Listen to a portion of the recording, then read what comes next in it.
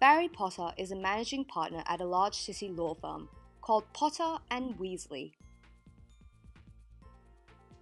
Barry lands a big new client, Snape's Grapes, which specializes in the production of alcoholic potions. Barry is aware that Potter and Weasley already represent Ginny's Gins, which also develops potions, in a small and highly competitive industry.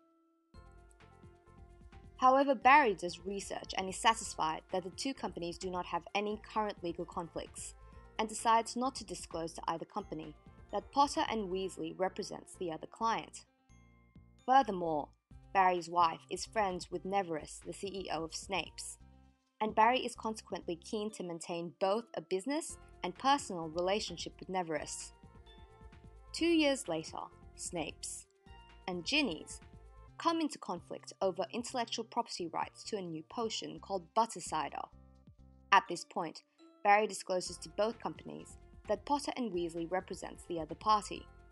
Although they are both initially wary of continued representation by Potter and Weasley, Barry tells them that their respective confidentialities will be respected, without going into detail, and trusting Barry, both parties consent. Barry puts in place measures to protect confidentiality by ensuring that separate teams work on the separate sides of the case. However, due to the extra inconvenience of erecting full information barriers, Barry did not enforce physical separation of the teams and didn't implement specific changes to the computer and physical filing system at Potter and Weasley. One of the lawyers representing Snape's discovers that he can access confidential files on Ginny's recipes for butter cider through the computer system and uses this information in the case against Ginny's. When Barry discovers this breach, he decides that Potter and Weasley must cease acting for one party and decides to let Ginny's go, as Snape's is a much larger and wealthier company.